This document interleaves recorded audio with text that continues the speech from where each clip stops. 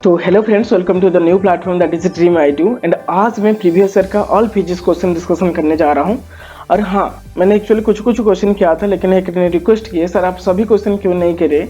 तो यहाँ पे आज का वीडियो में आपका हर एक क्वेश्चन का मैं आंसर यहाँ पे डिस्कशन कर लूँ और क्विक कवर कर लेंगे। बस जस्ट थोड़ा सा ब्रीफली हम सभी को टच करके जाएंगे और ऑल क्वेश्चन को मैं बस फिजिक्स का ही क्वेश्चन आज मैं यहाँ पे डिस्कशन करके खत्म करूंगा। तो चलिए स्टार्ट करते हैं। मैं बस इस क्वेश्चन का स्क्रीनशॉट रखा हूँ, उसका आंसर यहाँ पे आपके लिए रखा हूँ। देखिए पहले यहाँ पे 93 हम एक एक करके आंसर में करने जा रहा हूँ। तो यहाँ पे 93 क्वेश्चन है। देखिए आपका क्वेश्चन यहाँ से मतलब हर एक क्वेश्चन रखा गया है, लेकिन बस स्क्रीनशॉट में मैंने यहाँ मतलब यहाँ वहाँ हो जाया होगा। मतलब हर एक पेज में कुछ कुछ क्वेश्चंस रखे मैं कवर करूंगा, इसलिए मैंने स्क्रीनशॉट लिया हूँ, स्क्रीनशॉट रखा हूँ। तो हर एक क्वेश्चन आपको मिल जाएगा। ओके, लास्ट तक वीडियो को लास्ट तक एंड तक देखिए, मैं हर एक क्वेश्चन को करके यहाँ पे रख लूंगा। तो if the tube length of N astronomical telescope is 110 same and the magnifying power is 10, what is the focal length of the objective. मतलब वो पूछा है FO क्या होगा, और दे दिया है ऑलरेडी क्या क्या दे रखा है। ट्यूब लेंथ ऑलरेडी दे रखा है, that is L equal to 110। Okay, इतना सेम दे रखा है। Magnifying power M equal to दे दिया है 10 सेम। तो हमको क्या निकालना है, FO निकालना है। तो FO के लिए हम क्या करेंगे, बहुत आसान है। देखिए तो यहाँ पे पूछा गया है FO क्या है, that is focal length of objective क्या होगा, लेकिन हमको दे रखा है L का वैल्यू दे रखा है और M का वैल्यू दे रखा है। ये डायरेक्ट फार्मूला यूज करके करेंगे और कुछ नहीं। एक्चुअली मैंने यहाँ पे कर रहा हूँ, आपका जो एक फार्मूला है एस्ट्रोनॉमिकल टेलीस्कोप के लिए, M equals to FO divided by FE। ये है तुम्हारा फार्मूला। यहाँ पे FO पूछा है, FE दे रखा है, लेकिन यहाँ पे जो FO निकालेंगे तो आ गया MFE। ओके, लेकिन FE तो भी नहीं दे रखा था, लेकिन M दे दिया था। तो M से मैंने ले गया, ये 10FE आ गया। और एक मेरे को मतलब फार्मूला याद है, length of the tube equals to FO plus FE के साथ इक्वल होता है। हम एस्ट्रोनॉमिकल टेलीस्कोप के बारे में जब पढ़ेंगे, इसके बारे में आपको बता दूंगा। That is FO plus FE equal to length of the telescope. That is यहाँ पे दे रखा है 110 equals to FO plus FE के बदले मैंने डाल दिया FO बाई 10। ओके, तो ये तुम्हारा आ गया। FO कॉमन आने के बाद ये हो गया शायद 11/10। ये इक्वल्स टू दे रखा था 110, और 11 से मैं कैंसिल कर लूँ तो ये 10 हो गया। That is FO equal to आ गया 100। तो this is the right answer. यहाँ पे शायद ये this is the B is the right answer. Okay, तो यहाँ पे चलते हैं 97 क्वेश्चन। 97 क्वेश्चन क्या दे रखा है, what should be the power of the microscope tube भी the object with an angular magnification of 10, और एंगुलर मैग्निफिकेशन 10 दिया, तो near vision the average person of 25। That is D के बारे में दे दिया है already. Least distance of distinct vision 25 दे रखा है, और एंगुलर मैग्निफिकेशन दे दिया है 10। वो बोला है पावर क्या होगा, P के बारे में पूछा है। तो यहाँ पे आपको एंगुलर मैग्निफिकेशन का ही फॉर्मूला डाल देने के बाद आपका इजीली कर पाओगे ये। तो angular magnification M equals to actually D by F, where D is the least distance of distinct vision, और यहाँ पे आपको F मिल जाएगा फोकल लेंथ। तो इम्प्लाइज F इक्वल टू आपका आ गया यहाँ पे D बाई M, और D दे रखा है 25 और M दे रखा है 10, दैट इज आ गया 2.5। ये आ गया है तुम्हारा फोकल लेंथ, इतना सेम आ गया। लेकिन हमको फोकल नहीं पूछा था, हमको पूछा था द पावर क्या है। तो पावर एंड फोकल लेंथ के बीच में एक अच्छा सा रिलेशन सभी को पता है, that is power equal to 1/f और 100/f। यहाँ पे ये कब यूज करेंगे, जब ये मीटर में होगा फोकल लेंथ।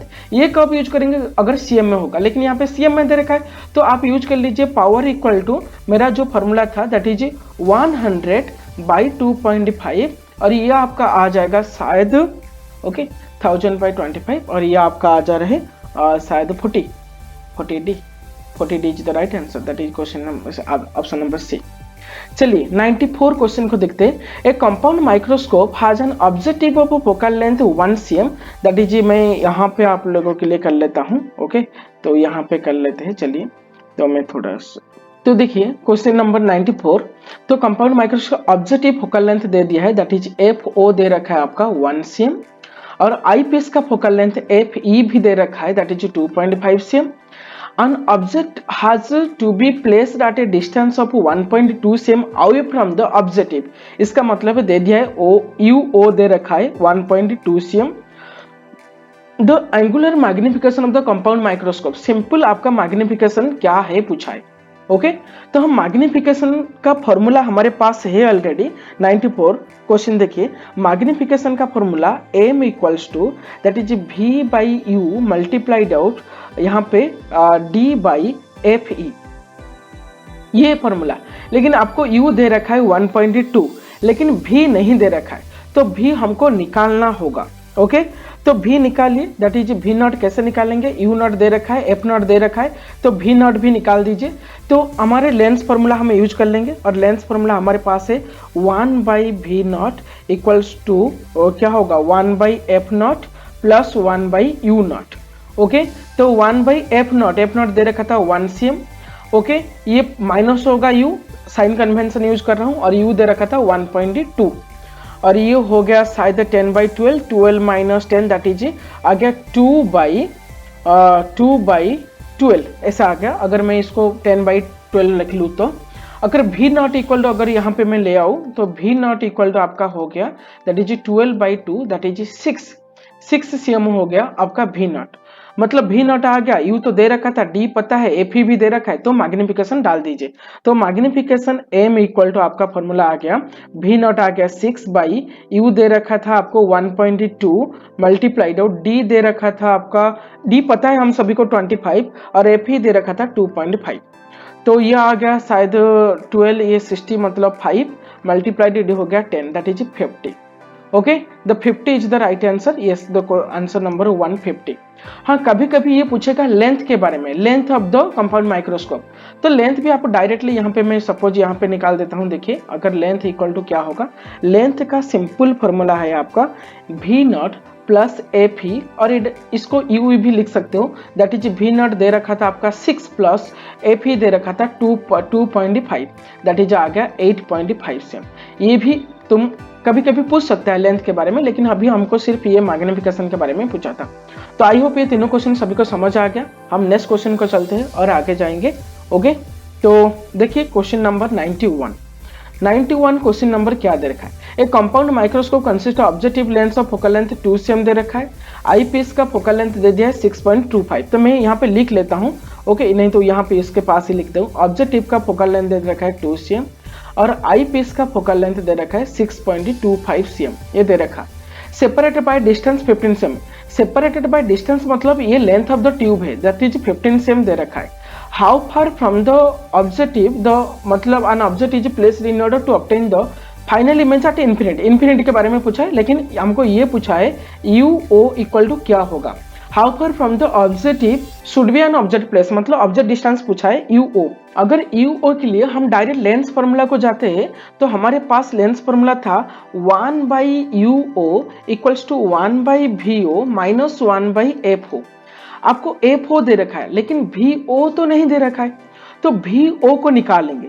लेकिन वी ओ को निकालने के लिए मैंने क्या किया, वी ओ का एक रिलेशन था v o equals to length of the tube minus u e, ये एक रिलेशन है, हम कंपाउंड माइक्रोस्कोप में पढ़ेंगे। लेकिन यूई का वैल्यू तो नहीं दे रखा था। अब देखिए सर यूई का वैल्यू कैसे निकालेंगे, देखिए हम क्या करेंगे, हम least distance of distinct vision को लेंथ को ले जाएंगे वी, तो वी इक्वल टू अगर मैं 25 cm ले गया least distance of distinct vision, वहां पे हम यू निकाल देंगे क्योंकि हमारे पास एफ ई ऑलरेडी दे रखा है। तो फॉर्मूला डाल दीजिए 1 by u E equals to 1 by v e minus 1 by f ई।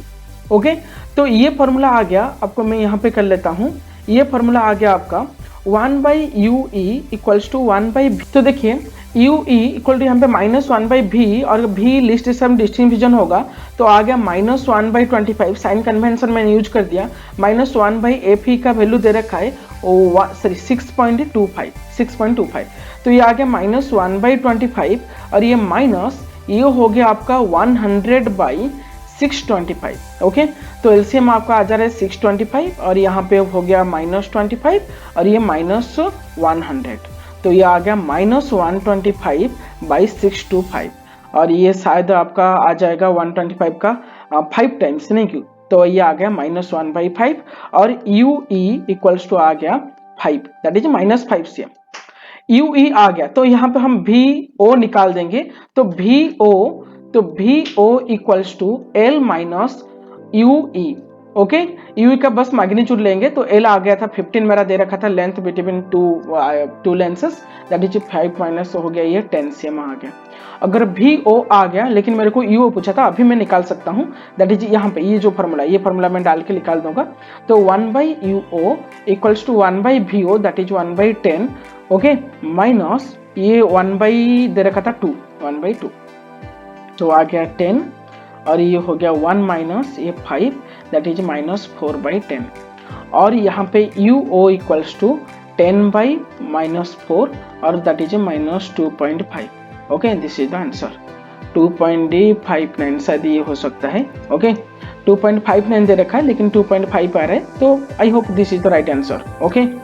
चलिए नेक्स्ट चलते हैं क्वेश्चन नंबर 95। तो 95 क्वेश्चन देखिए थोड़ा सा। What is the escape velocity for earth of mass दे रखा है, अर्थ का मास दे दिया है, अर्थ का रेडियस दे दिया है और जी इक्वल टू दे रखा है। तो आपका एस्का वेलोसिटी का फॉर्मूला एक्चुअली क्या है? एस्का वेलोसिटी का formula v equal to root over of 2g capital M by R. अब बताइए सर इतनी सारी फॉर्मूला ये सभी डाल के करेंगे क्या? एक्चुअली नहीं करेंगे, ये बस आपको ट्रिक के लिए पूछा है, आपको याद रख लेना चाहिए और ये सभी को याद होगा शायद। अर्थ का इसका वेलोसिटी 11.2 किलोमीटर पर सेकेंड, लेकिन यहाँ पे देखिए 11.2 हाँ यस 1.12 10⁴ मीटर दे रखा था। अगर ये किलोमीटर भी हो सकता है तो ये 1.12 इंटू 10⁴ मीटर पर सेकेंड और ये हो गया 11.2 इंटू 10⁵ मीटर पर सेकेंड। अगर 11.2 इन 10⁵ दैट इज 11.2 किलोमीटर पर सेकेंड, ये हम याद रखे थे, थोड़ा सा चेंज करके मीटर में दे दिया है। तो this is the right answer, इसको बस डालना है, ये कैलकुलेशन नहीं करना है, ये फॉर्मूला याद मत रखिए, मतलब फॉर्मूला मत डालिए, ओके। तो नेक्स्ट 92 नंबर मैंने ऑलरेडी एक वीडियो बनाया हूं, अगर आप चाहे तो डिस्क्रिप्शन में इसका लिंक अवेलेबल होगा, नहीं ये जो टीचर साइंस का प्लेलिस्ट देख लीजिए, इसका आंसर अवेलेबल है। उसके बाद a beam of white light is incident from air to glass slab at a normal incidence after travelling through the slab, the first colour to emerge is क्या होगा? Violet, blue, green, orange. देखिए यहाँ पे पूछा है normal incidence के लिए यहाँ पे हमको एक्चुअली क्या करना है, हमको दे रखा है व्हाइट लाइट इंसिडेंट कर रहा है, नॉर्मल इंसिडेंस हो रहा है। तो नॉर्मल इंसिडेंस के लिए आप सभी को पता होगा angle I equals to 0 and automatically angle R equals to 0। मतलब इसका मतलब है अगर कोई भी लाइट ऐसे नॉर्मली अगर इंसिडेंट मेरा हो रहा है तो उसका तो डायरेक्शन चेंज नहीं होगा, मतलब अगर रिफ्लेक्शन नहीं हो रहा है तो शायद सभी इक्वल, शायद मतलब वो डेविएशन नहीं होगा उस सभी का, जो भी पाथ में जाएंगे उसी पाथ में ही ट्रैवल करेंगे। लेकिन बाकी रह गया कौन स्पीड जाएगा, बस जो स्पीड जा रहा है वो पहले निकल जाएगा। और स्पीड के लिए हम सभी को पता है that is velocity equal to distance by time. यहाँ पे lambda by time, lambda is the wavelength of time, that is velocity directly proportional to lambda, that is wavelength. अगर जिसका लैम्बडा ज्यादा होगा वो क्विक कवर कर सकता है डिस्टेंस, मतलब उससे वो क्विक इमर्ज कर लेगा। यहाँ पे violet, blue, green and orange में लैम्बडा क्या है हम सभी को पता होगा, VIBGYOR। रेड का सबसे ज्यादा लंबड़ा है, दैट इज वेवलेंथ सबसे ज्यादा है, और वेवलेंथ ऐसे डिक्रीज कर रहा है, मतलब रेड का सबसे ज्यादा, उसके बाद ऑरेंज का, उसके बाद येलो का, उसके बाद ग्रीन का, ब्लू का एंड इंडिगो का एंड वायलेट का। तो यहाँ पे रेड तो नहीं रखा था, ऑरेंज दे रखा है, तो ऑरेंज पहला आ जाएगा, ओके। ऑरेंज का वेवलेंथ ज्यादा है तो ऑरेंज पहला आ जाएगा। नेक्स्ट क्वेश्चन नंबर 98 देखिए। क्वेश्चन नंबर 98 में क्या दे रखा है, एक resistance R is connected in a series with lamp L1 and inductance L is also connected to series another lamp L2। यहाँ पे L1 एंड L2 दो लैंप दे रखा है, ओके। तो देखिए यहाँ पे हमको दे रखा है L1 एंड L2 दो लैंप दे रखा है, यहाँ पे रेजिस्टेंस लगाया गया है, यहाँ पे इंडक्टेंस लगाया गया है। आप सभी को पता होगा इंडक्टर का एक्चुअल यूज क्या है, इंडक्टर हम क्यों यूज कर रहे हैं। देखिए इंडक्टर एक इतना अच्छा चीज है जो एक बड़ा काम कर रहा है इलेक्ट्रिक फील्ड में, और वो इसका काम क्या है, कोई भी चीज को जल्दी से जल्दी और रुकने नहीं देगा, खत्म होने नहीं देगा। देखिए अगर करंट जा रहा है, करंट अगर इंक्रीज कर रहा है, वो बोलेगा तुम क्विक इंक्रीज मत करिए, तुम धीरे धीरे इंक्रीज हो। सिमिलरली अगर करंट डिक्रीज कर रहा है, वो बोलेगा तुम क्विक डिक्रीज मत करिए, मतलब डिक्रीज मत हो जाओ, बस धीरे धीरे डिक्रीज करिए। क्योंकि इंडक्टर सभी टाइम एक अपोजिशन प्रोवाइड कर रहा है। अपोजिशन हम डिटेल्स पढ़ेंगे अगर करंट इलेक्ट्रिसिटी में पढ़ने के टाइम।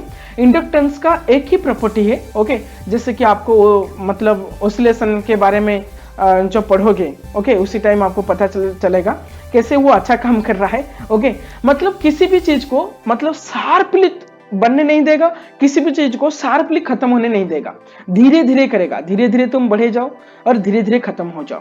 वो बोला है अगर यहाँ पे क्या किया गया है, स्विच ऑफ कर दिया गया है तो क्या होगा, both L1 and L2 stop glowing after some time, both L1 and L2 stop glowing at once, or L1 stops glowing immediately but L2 with some delay, L2 stops glowing immediately, L1 with some delay। देखिए बहुत आसान है, अगर यहाँ पे switch off हो रहा है, रेजिस्टेंस में कोई भी करंट फ्लो नहीं होगा, वो सडन जीरो हो जाएगा, मतलब ये सडनली स्टॉप। लेकिन इंडक्टेंस के पास जो भी करंट था वो करंट जब डिक्रीज हो रहा होगा, उसे डिक्रीज के टाइम, वो डिक्रीज टाइम में वो अगेन एक इंड्यूस्ड करंट फ्लो हो जाएगा, इसलिए वो सडन बंद नहीं होगा। इसलिए L1 सडन स्टॉप हो सकता है लेकिन L2 सडन स्टॉप नहीं होगा। ये जो दे रखा है वो होगा answer. L1 stops glowing immediately but L2 with some delay, L2 delay होगा। इसके बारे में डिटेल्स पढ़ाऊंगा जब करंट रिलेटेड हम डिस्कशन करेंगे। 101 क्वेश्चन चलते हैं। If a cell has EMF दे रखा है 2.5 वोल्ट, मतलब E इक्वल टू, मैंने यहाँ पे ही लिख लेता हूँ, E इक्वल टू दे रखा है 2.5 volt. Internal resistance small R ले गए 1 ओम और टर्मिनल करंट पूछा है सेल हुई थी, एक्सटर्नल रेजिस्टेंस 4 ओम दे रखा है, कैपिटल आर ले गया मैंने 4 ओम। पूछा है टर्मिनल करंट क्या होगा, बहुत आसान है, हम सभी को पता है current equal to total EMF by total resistance. Total resistance मतलब capital R plus small R, total EMF that is 2.5 volt by यहाँ पे 4 प्लस ये दे रखा था 1, बस। तो ये आ गया 2.5 बाई 5 दैट इज 2.5 बाई ये 5, 2.5 बाई 5 इज 0.5 एम्पियर। ओके, तो 0.5 ampere is the right answer, option number B. इसके बाद option number 102 Lenz's law deals with, ये तो डायरेक्ट क्वेश्चन है, magnitude of induced EMF, direction of induced EMF, direction of ऑस्युलेज magnitude and induced, phenomenon of induced EMF, actually direction of induced EMF. क्योंकि Lenz's law क्या कह रहा है, Lenz's law तो यहाँ पे भी यूज हो रहा है, तो लेंजेस लॉ कह रहा है अगर कोई एक इंडक्टर है, सपोज मान लीजिए, तो यहाँ पे अगर सपोज करंट फ्लो हो रहा है, आई करंट फ्लो हो रहा है, तो ऑटोमेटिक और एक करंट डेवलप हो जाएगा इसके अंदर जो ये ओरिजिनल करंट को अपोज करेगा, मतलब व्हिच अपोज इट्स कॉज, जो उनको बनाएगा उसको ही वो अपोज करेगा। ये कहता है लेंजेस लॉ, कहता है इंड्यूस्ड ईएमएफ के बारे में, मतलब ये सिर्फ डायरेक्शन दे रहा है, कितना अपोज करेगा क्या नहीं उसके बारे में वो बता नहीं रहे, बस ये अगर कोई भी करंट फ्लो हो रहा है उसको अपोज करेगा, मतलब अपोजिट डायरेक्शन में और एक करंट फ्लो हो जाएगा, that is induced EMF. Okay, तो इसलिए option B is the right answer. Beat phenomenon, और ये शायद मतलब नेक्स्ट पेज में होगा शायद।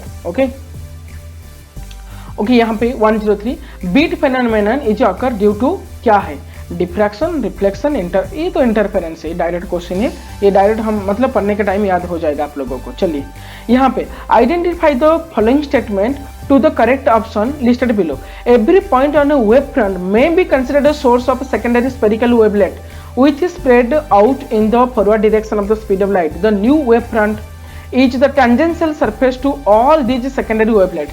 These in accordance to electromagnetic theory, Huygens principle, interference, ये डायरेक्ट क्वेश्चन है, हाइजेंस प्रिंसिपल। यहाँ पे आपको टाइम बहुत बचेगा सीरियसली, क्योंकि डायरेक्ट क्वेश्चन है, हाइजेंस प्रिंसिपल बोल रहा है। ओके, आपको कोई भी एक डिस्टर्बेंस ले रहे हो, वो डिस्टर्बेंस एक सोर्स के टाइप का काम करेगा, अगर वो आगे आगे जब वेवलेट ट्रैवल करेगा, हर एक इंडिविजुअल वेवलेट एक न्यू वेब फ्रंट के और वेब सोर्स डिस्टर्बेंस सोर्स के मतलब हिसाब से काम करेगा, इसके बारे में है हम आगे पढ़ेंगे। Okay 104 the radius of 10th and 12th, ये तो डायरेक्ट मैंने ये इसका वीडियो बनाया हूँ और डिस्क्रिप्शन में लिंक अवेलेबल होगा, नहीं तो प्लेलिस्ट में होगा, उसको देख लीजिए। Next, the coefficient of self inductance of a coil is 80 millihenry, that is L equal to दे रखा है 8 × 10⁻³ हेनरी, ये दे दिया है। If the current through it is changed by 1 milli ampere in 1 second, मतलब DIB/dt, वो direct formula है, DIB/dt दे रखा है, that is 10⁻³ ampere per second, DIB/dt दे दिया है। पूछा है इंड्यूस्ड ईएमएफ, ये डायरेक्ट फॉर्मूला डाल दीजिए, E = -L dI/dt। ओके, ये माइनस क्यों दे रहा हूँ, क्योंकि अपोजिट डायरेक्शन में काम करेगा इंड्यूस्ड ईएमएफ, लेकिन अगर हम मैग्नीट्यूड ले जाएंगे तो L dI/dt, ये फॉर ओनली मैग्नीट्यूड, तो L का वैल्यू दे रखा है 8 इंटू 10⁻³ हेनरी मल्टीप्लाई di/dt दे रखा है 10⁻³ एम्पियर पर सेकेंड। तो ये आ गया 8 इंटू 10⁻⁶, ये Henry into ampere per second that is volt, that is 8 10⁻⁶ मतलब माइक्रो वोल्ट भी तुम कह सकते हो, micro volt. Okay, that is 8 micro volt, this is the right answer. Next 105, which among the following is a unit of polarization. देखिए polarization का है मतलब डेफिनेशन है चार्ज पर चार्ज डेंसिटी और चार्ज पर यूनिट एरिया, कितने charge कितने area में आ रहा है, that is the polarization. Charge का यूनिट है कूलम, ओके, बाई एरिया का मतलब मीटर स्क्वायर, ओके, तो coulomb per metre square, yes this is the right answer. Okay, next question है 106, the effective capacitance and two capacitor are 4/3 microfarad and 6 microfarad when connected in series and parallel। ओ ये तो direct question है, सभी को आ रहा होगा। Series के लिए हमारे पास फॉर्मूला है कैपेसिटेंस का, अगर मैं सीरीज निकाल रहा हूं तो CS equal to C1 C2 by C1 plus C2 and CP equal to simple C1 plus C2, और ये दे रखा है 4/3 और ये दे रखा है 6, तो यहाँ पे 6 में डाल देता हूं, तो C1 C2 by 6 equal to 4/3, 3 ये 2 जा, तो C1 C2 इक्वल टू आ गया 8। ओके, तो C1 C2 हो गया और C1 प्लस C2 दे रखा होगा, तो मैथमेटिक्स हम सभी को आ रहा है, हम निकालेंगे C1 माइनस C2 का whole square equal to formula C1 plus C2 का whole square minus 4AB that is 4C1 C2, और ये हो गया 6 का square minus 8 into 4 that is आ गया 4, और C1 minus C2 equal to आ गया 2, और C1 प्लस C2 दे रखा था क्या है, C1 प्लस 2, यहाँ पे 6 दे रखा था, तो इसको सॉल्व कर लीजिए, C1 C2 कैंसिल हो गया, 2C1 इक्वल टू 8 और C1 इक्वल टू आ गया 4, C1 इक्वल टू 4 हो गया, तो C2 इक्वल टू क्या होगा, C2 इक्वल टू 2 होगा, C2 इक्वल टू 2 होगा। ओके, तो 4 एंड 2 कहाँ पे, 2 and 4, yes this is the right answer. Okay, the electric charge on a hole, ये तो बहुत आसान है, होल का 1.6 × 10⁻। ओके, इलेक्ट्रॉन और होल क्या है, होल एक पॉजिटिव चार्ज है, तो प्लस का क्या है 1.6 × 10⁻19 कूलम पॉजिटिव का। Okay, next question 108 number question, the vibration which takes place in a diaphragm of microphone forced electrically maintained vibration, free vibration, ये फोर्स्ड वाइब्रेशन है क्योंकि हमारा जो साउंड को रिसीव कर रहा है फोर्स्ड वाइब्रेशन, क्योंकि हम फोर्स सराउंडिंग मतलब एक्सटर्नली वे से अप्लाई कर रहे हैं। चलिए, ये पार्टिकल मास 0.5 केजी दे रखा है, moving in a circle of radius 0.1 metre, constant speed भी दे रखा है 2 metre per second, its acceleration at any moment. Acceleration पूछा है, देखिए अगर कोई भी एक बॉडी सर्कुलर मोशन में मूव कर रहा है तो F इक्वल टू हमारे पास फॉर्मूला है mv²/r, ये क्या है, ये सेंट्रीपिटल फोर्स है mv²/r, लेकिन फोर्स इक्वल टू पता है mass into acceleration equal to mv²/r, और m यहाँ पे कैंसिल हो गया, a इक्वल टू v²/r, और v क्या दे रखा था 2 का square by r 0.1 that is ये हो गया 4/0.1 that is 40 metre per second square, 40 metre per second square, this is the right answer. Okay, next a wire of resistance 3 ohm is drawn to show that a new length is 3 times the original length. देखिए यहाँ पे सभी time बच्चे लोग गलती करते हैं, क्योंकि बस यहाँ पे लेंथ को ही चेंज कर लेते हैं। देखिए एक वायर अगर यहाँ पे लिखा गया है क्या है, क्वेश्चन को ध्यान से देखिए, यहाँ पे wire of resistance is drawn out, मतलब उसी वायर को, जो वायर यहाँ पे था इसी वायर को मैंने थोड़ा सा लंबे कर दिया, मतलब यहाँ पे एरिया ऑफ क्रॉस सेक्शन भी मेरा डिक्रीज होगा उसी हिसाब से। मतलब अगर L मेरा 3L हो जाएगा, L डैश मान लीजिए, तो A डैश भी हो जाएगा A/3। तो मेरे पास फॉर्मूला था R equal to ρL/A। Okay, ये फॉर्मूला था, दैट इज R डैश अभी मैंने सपोज ले जाता हूं ρL dash by A dash, that is ρL dash का मतलब है 3L बाई A डैश का मतलब है A/3, दैट इज होगा 9 ρL/A, और ρL/A ओरिजिनल R दे रखा था तुम्हारा कितने 3 ओम दे रखा था, दैट इज 9 इंटू 3 हो गया तुम्हारा 27 ohm. Okay, 27 ohm, this is the right answer. Okay, so this is the total question of physics I have discussed, and if there will be time I will also discuss all the total questions of the mathematics. Okay, and I will be all the videos available in the your matlab playlist or in the description list also. Thank you so much. Okay, bye.